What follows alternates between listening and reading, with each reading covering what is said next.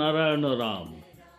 প্রকৃতি আর আমাদের মধ্যে কোনো পার্থক্য নেই।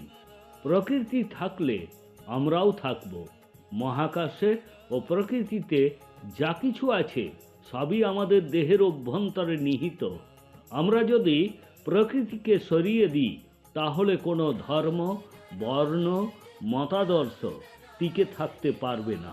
এই পৃথিবীতে আজ যা কিছু আছে তা প্রকৃতির দান।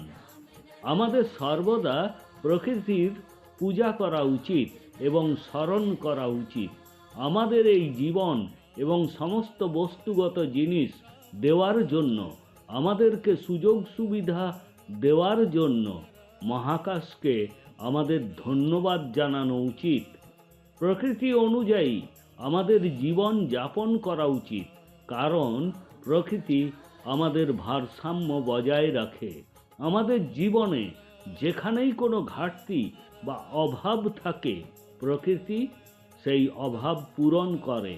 তাই প্রত্যেকেরই প্রকৃতির সাথে সংযোগ স্থাপন করা উচিত। আজ মানুষের যা কিছু আছে তা মহাকাশ ও প্রকৃতির দান। মহাকাশ, পৃথিবী, জল, বায়ু এবং শক্তি, এই 5টি উপাদান দিয়ে সব কিছু তৈরি। এটা না থাকলে মানুষ শ্বাস নিতে পারত না, বেঁচেও থাকতে পারবে না। মহাকাশের সমস্ত গ্রহ, নক্ষত্রমণ্ডল, নক্ষত্র একে অপরের সাথে ভারসাম্য বজায় রাখে। তাদের মধ্যে কোনো বিরোধ দেখা দেয় না, কারণ তাদের সমস্ত কিছু একই নিয়ম অনুসারে চলছে। কখনো কারো মধ্যে কোনো বৈষম্য নেই এবং মহাকাশে বিদ্বেষের অনুভূতিও নেই। তাহলে পৃথিবীতে সবার মধ্যে বিদ্বেষ, দ্বন্দ্ব ও হিংসা কেন? তাহলে মানুষ কেন কখনো ধর্মের নামে, কখনো জাতের নামে, কখনো আরও কিছুর নামে এখানে নিজেদের মধ্যে বৈষম্য সৃষ্টি করে? কেন আমরা মহাকাশ বা প্রকৃতির কাছ থেকে শিক্ষা নিই না? কিভাবে নিয়ম মেনে বাঁচতে হয়, কিভাবে সঠিকভাবে বাঁচতে হয়, কিভাবে সুশৃঙ্খলভাবে জীবিকা নির্বাহ করতে হয়? এই শিক্ষা আমাদেরকে অবশ্যই গ্রহণ করতে হবে। রামনারায়ণ রামের ধ্বনি সকল গাছপালা, জীবজন্তু ও প্রাণীর মধ্যে বিরাজমান। রামনারায়ণ রামের ধ্বনি আমাদের অন্তরের বিবেক ও চেতনা।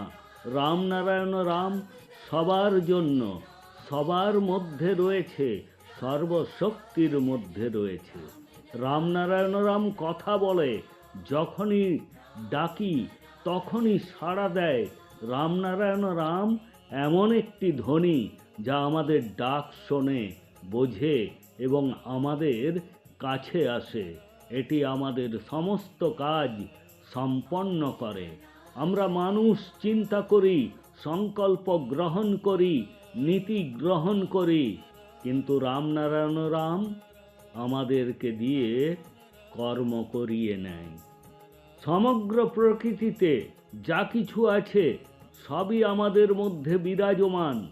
যদি প্রকৃতি মহাকাশের মাধ্যম হয়, তাহলে আমরা সবাই প্রকৃতি থেকে জন্মগ্রহণ করেছি। প্রকৃতিতে যা কিছু গুণ আছে, বস্তু আছে, সবই প্রতিটি মানুষের মধ্যে বিদ্যমান। তাই আমরা সবাই মহাবিশ্বের একটি অংশ। ঈশ্বর, আল্লাহ, ভগবান, গড, আমরা যা কিছু ভিন্নভাবে বিশ্বাস করি সবই এক, এবং তা হলো মহাকাশ। যে উদ্দেশ্যে মহাকাশ আমাদের এখানে পাঠিয়েছেন সবই আমাদের মধ্যে রয়েছে, যা হলো আমাদের বিবেক। মানুষের সৃষ্টি করা সংবিধান ও ধর্ম বিজ্ঞান ভিত্তিক নয়। কিছু মানুষ তাদের স্বার্থ চরিতার্থ করার জন্য এগুলির সৃষ্টি করেছে। এগুলো মানুষকে সম্পূর্ণরূপে বিভ্রান্ত করে। পৃথিবীতে প্রায় 400টি ধর্ম রয়েছে যা মানুষ মেনে চলে।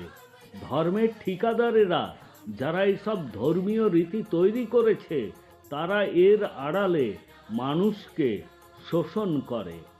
প্রথমে মানুষকে বুঝতে হবে যে আমরা যখন এই পৃথিবীতে এসেছি, আমাদের বয়স যাই হোক না কেন, একদিন না একদিন আমাদের মরতে হবে।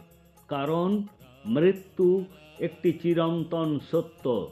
অতএব এই স্বল্প সময়ের জীবনে কেউ কাউকে ঈর্ষা বা হিংসা ও ঘৃণা করা উচিত নয়। প্রত্যেককেই একে অপরকে ভালোবাসতে হবে এবং একে অপরের সাথে মিলেমিশে থাকতে হবে। এর জন্য আপনাকে আপনার বিবেকের কথা শোনা প্রয়োজন। এছাড়াও অবিরাম রাম নারায়ণ রাম জপ করুন। এই বীজ মন্ত্র আপনাকে আপনার গন্তব্যে অবশ্যই নিয়ে যাবে।